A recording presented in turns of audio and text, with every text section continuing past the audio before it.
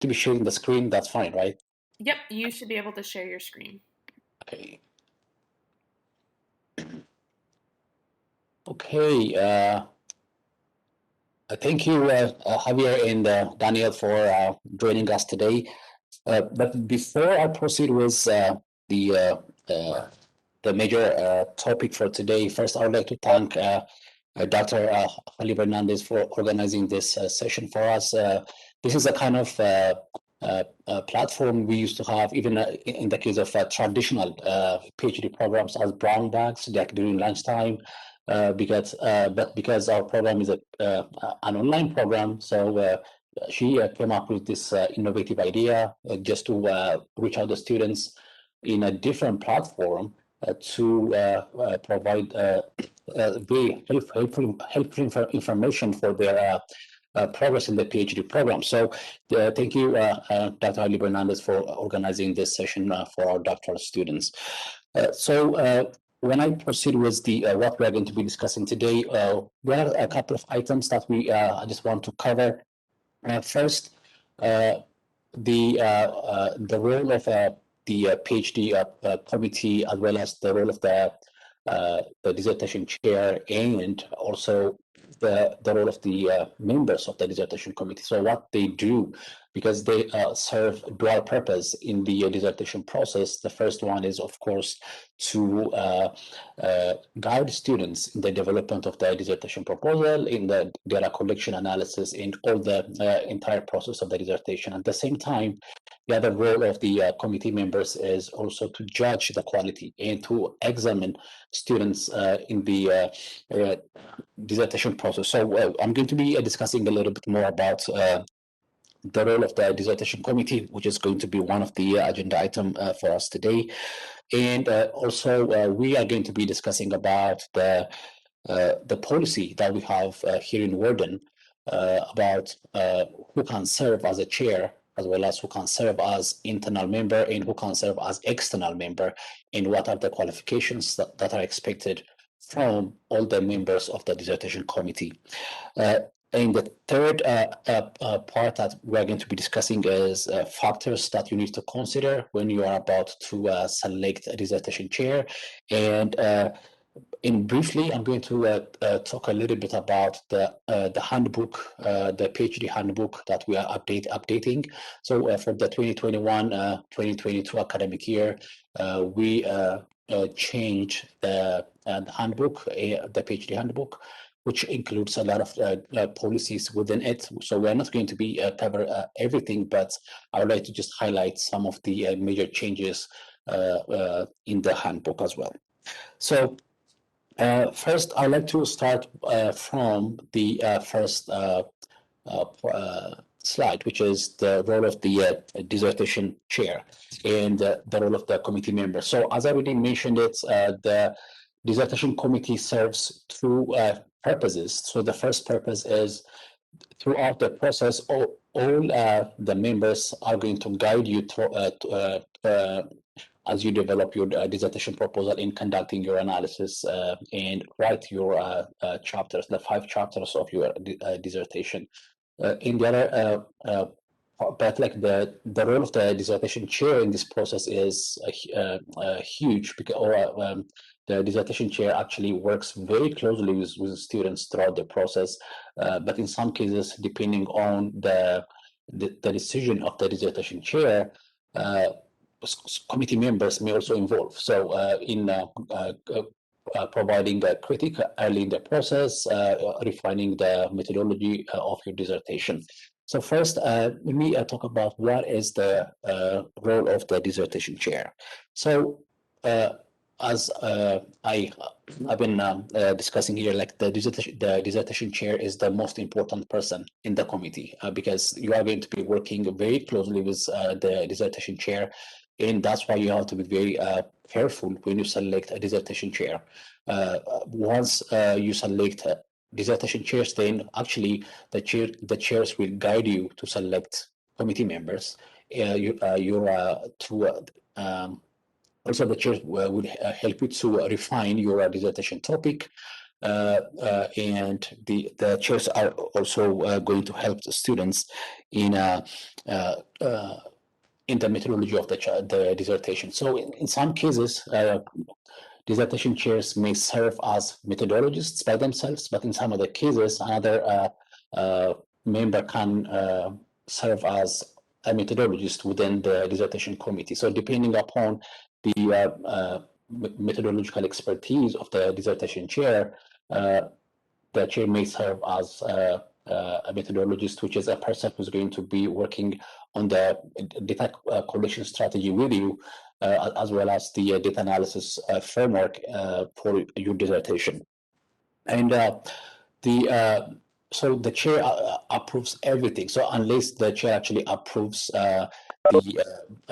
the sections and the chapters for your dissertation, it may not actually progress to the dissertation committee members. So first, the dissertation chair is the person who provides the first line of quality control. So after you pass that stage, then in most cases, actually it may vary depending upon the what the dissertation chair prefers to do, but in most cases it passes once the dissertation actually passes the quality control of the chair, then it goes to the committee members for additional feedback and comments. But in some other cases, the committee members may work directly starting from the very beginning of the dissertation proposal process. So all these decisions are going to be made by the chair, whether to when to involve the committee members, how to involve the committee members, your dissertation topic, and the guide and support that you may also get to select committee members. So all these decisions and support actually comes from the dissertation chair. So that's why I'm saying that the dissertation chair is the most important person in this committee. And once you select a strong chair that aligns with your area of expertise, then you will be in a good shape to select other committee members and proceed with the dissertation process.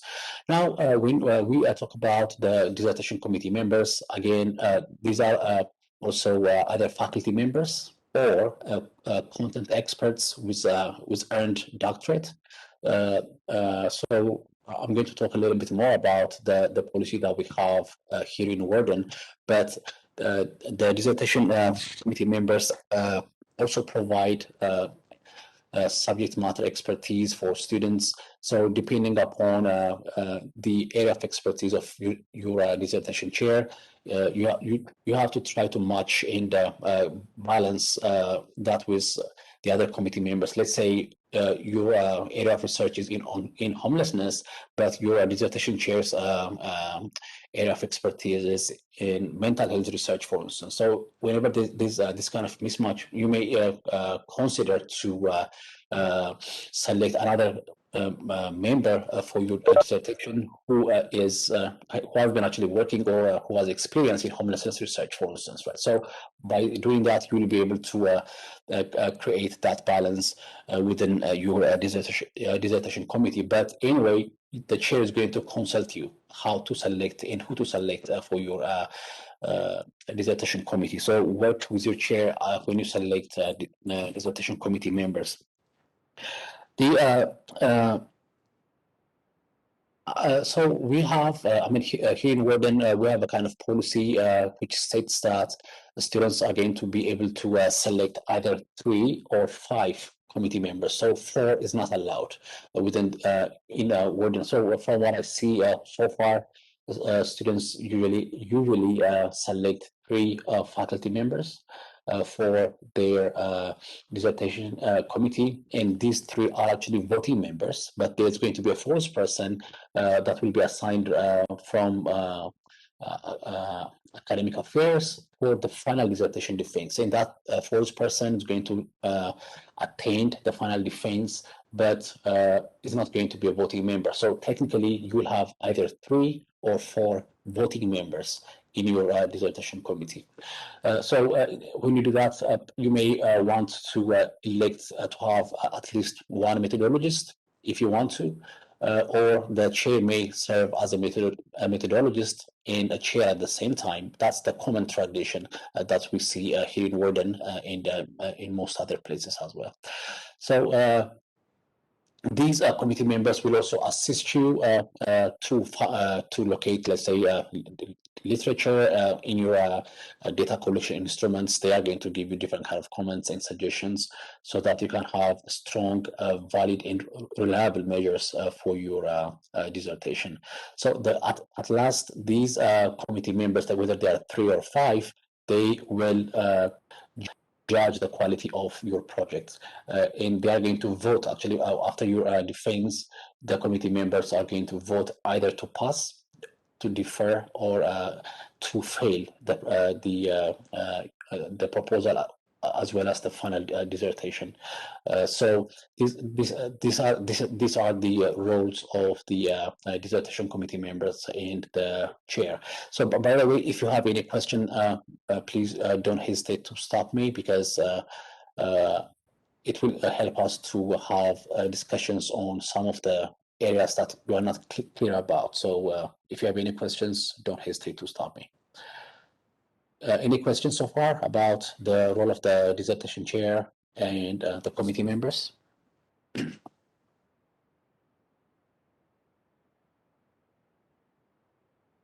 So far, thank you. Okay, Daniel. All right, so let me proceed to the next one, which is the policy that we have here in Warden. So there are some specific policies that we have in the PhD program, and not everybody can serve as a dissertation chair, and not everybody even can. Not all faculty members can serve as dissertation committee members as well. So this is the criteria to serve as a dissertation chair. So doctorate in full-time tenure track faculty in Warden. So the first criteria is the faculty members who are serving as dissertation chairs needs to have a doctorate. So when we say doctorate, it doesn't. It's not only a PhD, but it can also be a DSW. So any doctorate can. I mean, this is one of the criteria. And the second criteria is the faculty should be full-time, because we have adjunct faculty members as well here in Warden. So those adjunct faculty members are not allowed to serve as dissertation chairs. And the third criteria is tenure track. So we have tenure track faculty and non-tenure track faculty here in Warden as well. So these are the three criteria: PhD, and I mean, all the three should meet or should be met. Otherwise, that faculty member may not be allowed to serve as a dissertation chair. So these are the faculty members who fulfill these three criteria. So doctorate, full-time faculty, and faculty on tenure track. So we at this time we have 7 faculty members who fulfill this requirement, but we expect that we are going to be hiring additional faculty members like by next year. So probably by that time, especially for the first year students, by that time you going to be selecting dissertation chairs, we may have more faculty members who are going to be eligible to serve as dissertation chairs. And when we talk about the requirements to serve as dissertation committee members, we have more faculty members here, because it includes it removes adjunct faculty, but it includes faculty members who are doctorate and full-time. So tenure track is not required for the purpose of serving as a dissertation committee member. So these from the external members, there are two types of dissertation committee members other than the chair. So one internal committee member, which is a Warden faculty with a PhD and a full-time faculty member. But when we talk about the external committee member, which is not a Wharton faculty, or even the person may not be a faculty member to begin with, as long as the member holds an earned doctorate and a content expert outside campus, which is, let's say there are some doctorates who work in social service agencies, let's say, but they have content expertise in that specific area of research. So even if those members are not faculty members, as long as they have an earned doctorate, and if they are content experts, then they qualify to serve as external members. So these are the policies that we have here in Wharton. So just to pause a little bit here, I can actually share the new PhD handbook that we developed, and we have tried to highlight all this information there in the handbook. So we'll be sharing this handbook to all of you, because at this point we are discussing on some policy items, especially about the comprehensive exam process. But once it is once those policy items are approved, then we are going to be sharing this document with everyone. So in the handbook, you'll find one section which describes everything that you need to know about the dissertation requirements. So it includes how to select the dissertation committee and what are the requirements to serve in the dissertation committee. And in some cases, there are some exceptional. If there are some exceptional cases, then there are some procedures that you need to follow. Let's say students may request an tenure-track faculty, full-time Wharton faculty member to serve as a dissertation committee. So in such cases, you may need to submit that information to the PhD program office, and the PhD program committee will discuss and may approve that. And the responsibilities of the chair. So all the responsibilities of the dissertation chair are also going to be listed and highlighted here for you in the handbook. And the responsibilities of the committee members. All this information is also included here. And as a doctoral student, you also have a lot of responsibilities because you have to own the dissertation. Even if you will get support from the committee, even if you get a lot of support from the chair, it is your dissertation. So you have to own it. So your responsibility is really important here. So there we have included like several informations about the dissertation proposal, the structure of the dissertation proposal. Yes, still it's on a draft phase. That's why you see a kind of highlighted elements here, and how the evaluation is going to be conducted.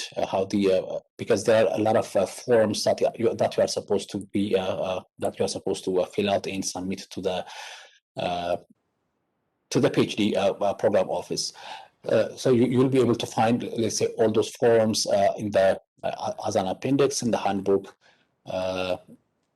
The dissertation proposal approval form is here. Whenever you form a dissertation committee, there is a dissertation committee declaration form, so that the program office will be able to know your internal members, your external members, at the same time who's your dissertation chair, and what's going to be the title of your dissertation. Also, we have a dissertation proposal approval form attached as an appendix to the handbook, so that you'll be able to utilize. You can actually use these forms from the handbook to fill out and submit it to the program office. So anyway, all the policies are going to be available in the handbook, and we are going to be sending this information for all of you as soon as it is approved. Okay, any questions about the policy, Wharton policy on the dissertation committee? No, it seems pretty straightforward. Okay, great. All right, so let's talk a little bit about what are the factors that you need to consider when you are about to select dissertation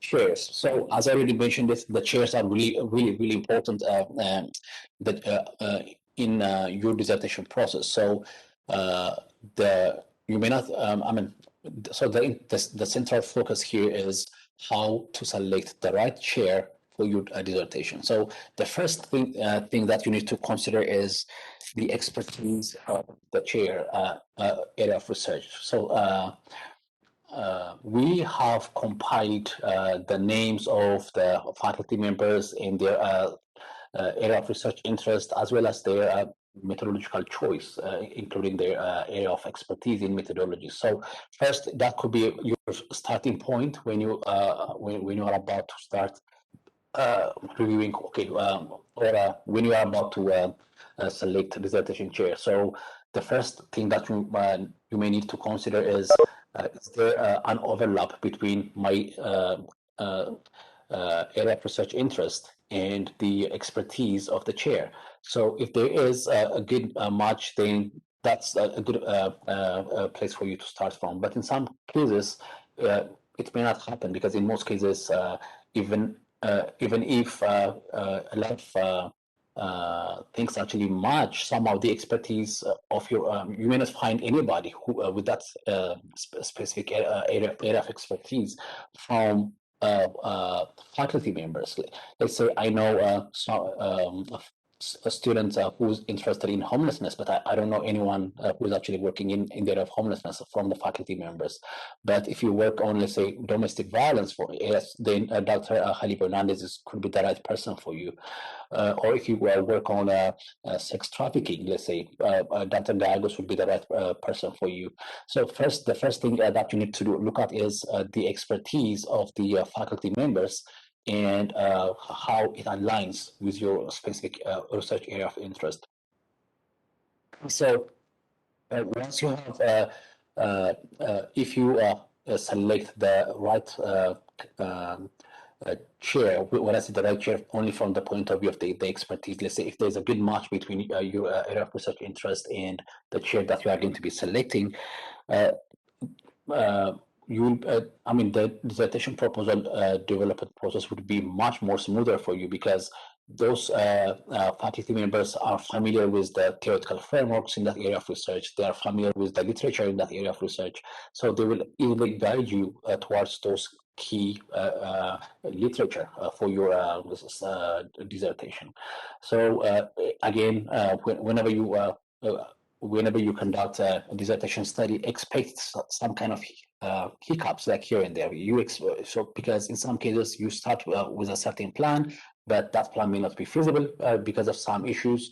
So if the chair has I mean, if the chair has a common area of expertise or a common research area of interest, it would have been easier for them to identify the potential challenge that you may face in that area of research, because they have been doing that research for a long period of time. They know that they identify the potential problems that you may face when you are actually conducting that study in that area of research. And even the chairs may be able to guide you in the data collection process, as well as data analysis. So I would say this is the one of the major criteria that you need to actually focus on. But as I already mentioned, it may not be possible for you to find a perfect match. So in such cases, you can actually just expand the horizon, and you can actually start to think about if it is actually related in some way. Then you should actually go to that faculty member. So this is one area of criteria or factors for you to consider when you are about to select a chair. The second one is, I mean, it is a little bit controversial, but it is what it is, like in the case of academia, because attitude towards methodology. Ultimately, when you are about to conduct a certain study, it is the problem statement in the research question which is going to determine what kind of methodology you are going to be using, right?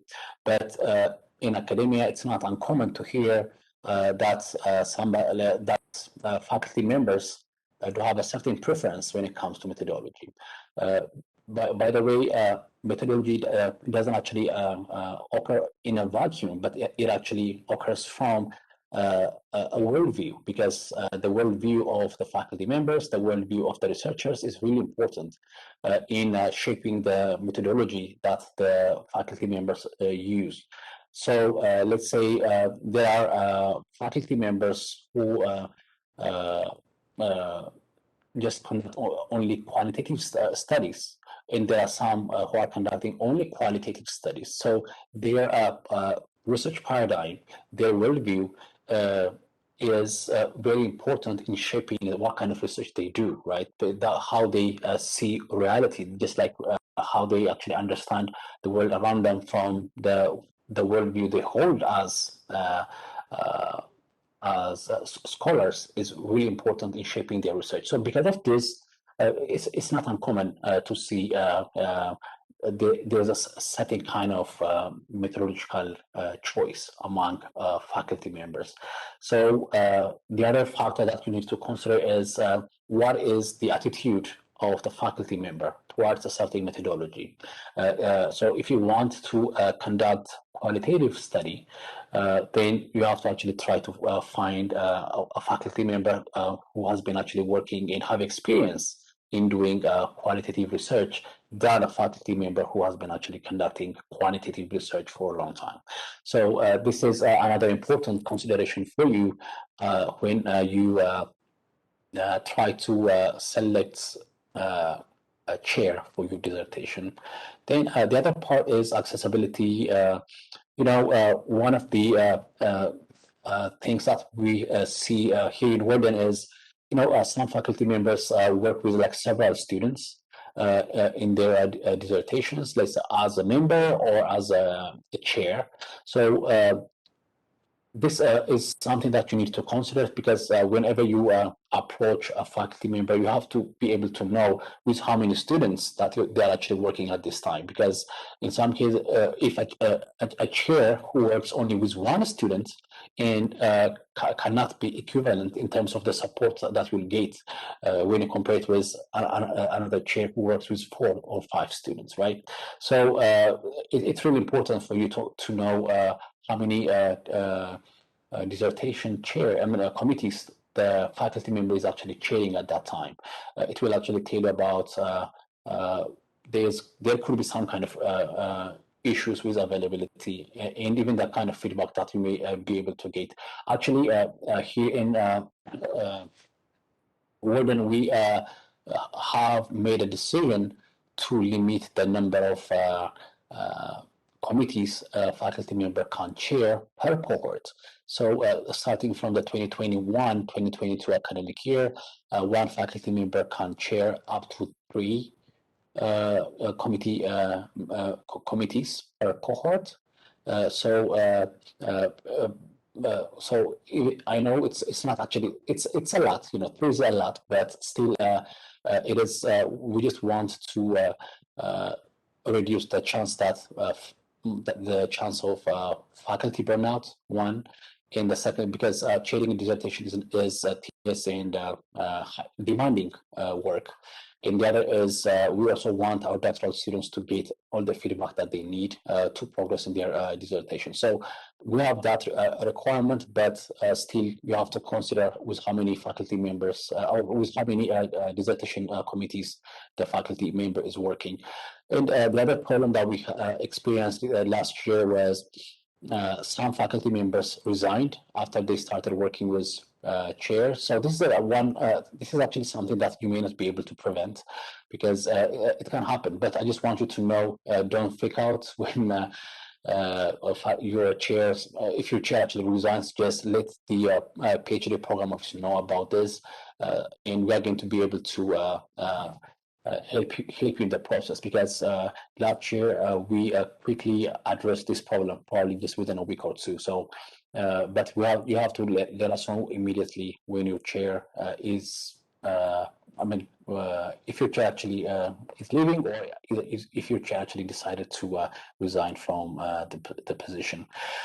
So the one tip is tenured track faculty.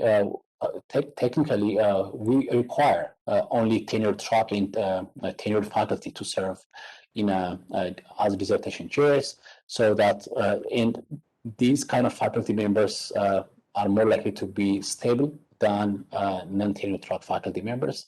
So this is one of the since it is already a requirement in the PhD program policy, you should not be actually worried, because you are going to be working either with tenured or tenured track faculty members for your dissertation. So this is one thing. The other thing is feedback, because the dissertation process involves a lot of interaction between the chair and the doctoral student.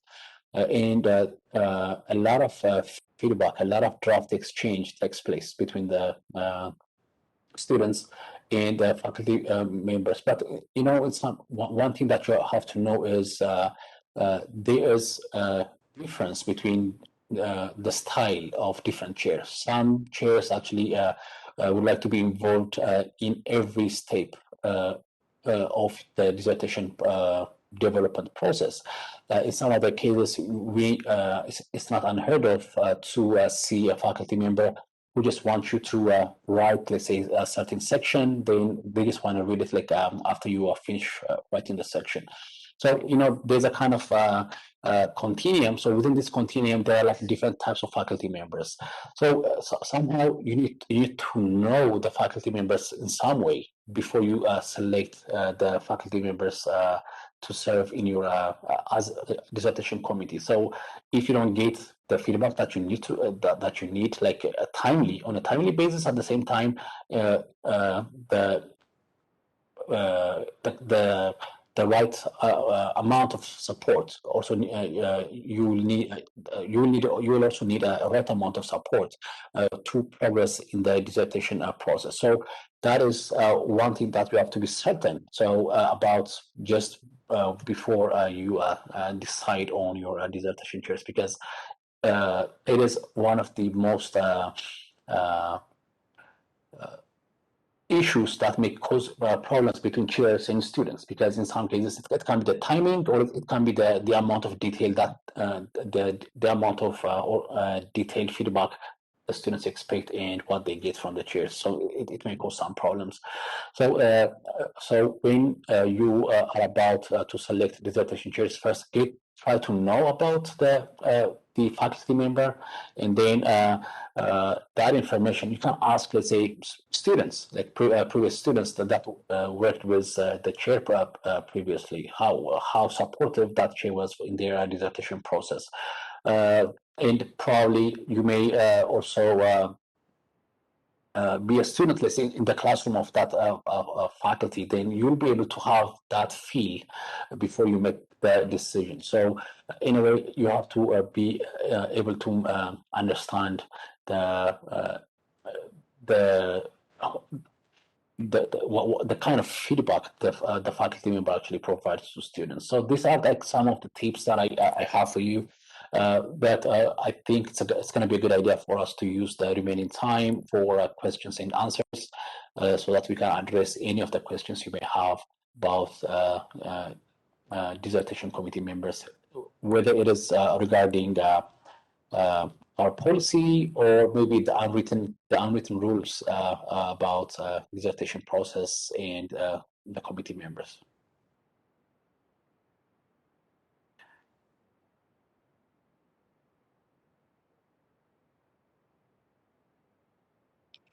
I don't have any questions at this time. You broke up a little bit, Daniela.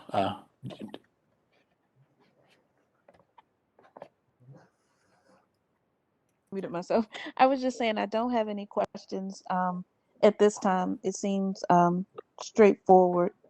Okay, yeah, thank you. Actually, it is a little bit too early for the first year students, in my opinion, because you are just starting your coursework.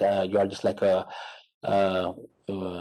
just beginning your journey in the PhD program, and this is a kind of activity that takes place in the middle level when you finish your coursework, and then when you transition to when you are about to transition to candidacy.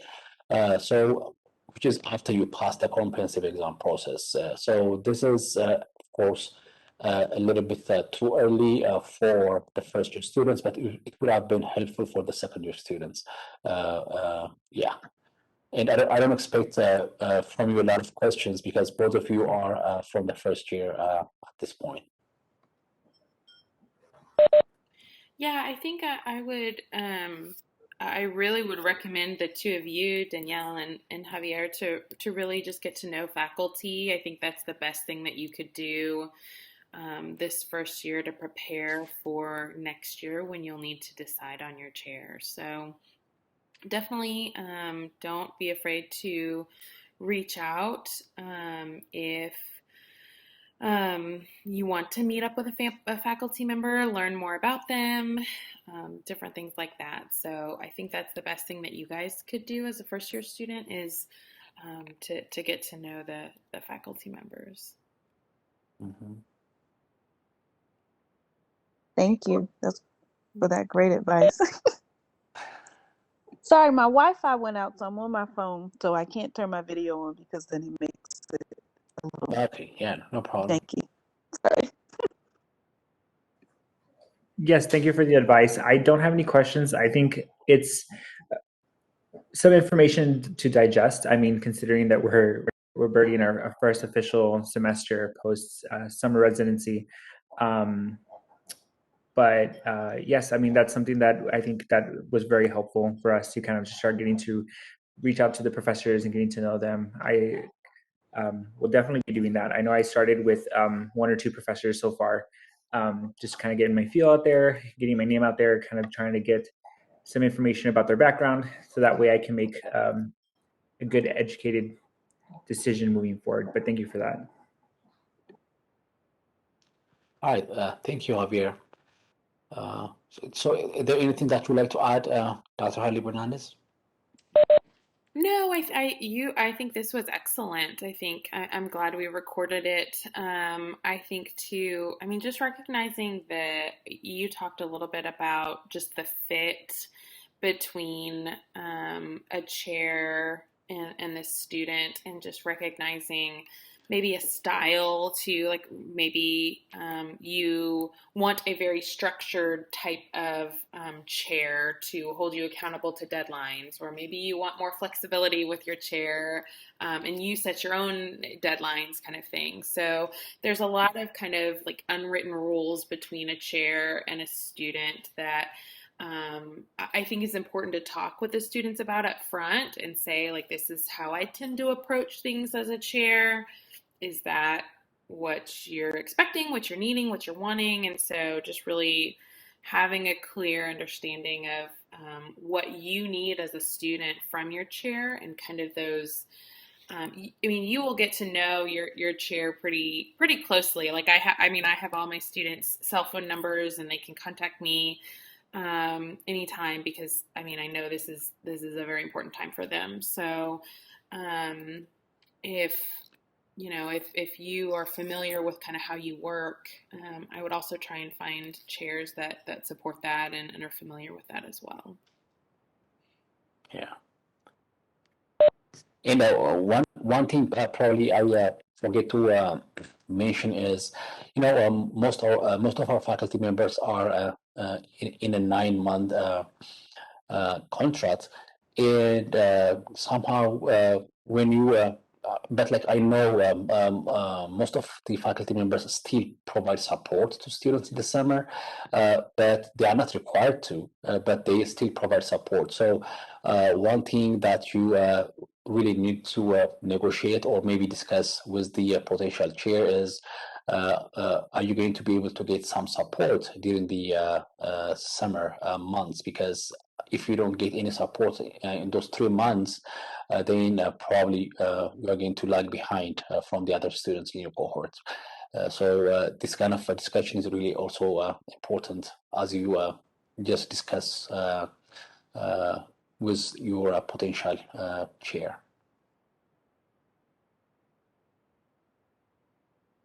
All right, so it looks like we finished early because we have fewer participants today. We didn't, but I think it's going to help you just to start to think about this process. And I'm glad Javier, as a student representative for your cohort, I'm glad you attended this because you are going to be providing all the information the students need as they progress in the dissertation, as they progress in their industrial studies. So I'm glad you will get a chance to attend, and thank you so much, Danielle, for attending as well. Yes, thank you both. Next month, October 27th. Mark your calendars, same time, 7 to 8 p.m. Dr. Patton is going to be going over CVs and cover letters. And so those are two very important things that everyone in the program will need to have. So I'm looking forward to hopefully seeing you guys then as well. Thank you so much, Dr. Felleke. Thank you so much, Dr. Hawley-Bernardez, Danielle, and Javier. Have a wonderful night. Yes, you guys have a great night. Thank you. Yes, thank you both as well, and have a great night. You Thanks, too. Bye-bye. Javier.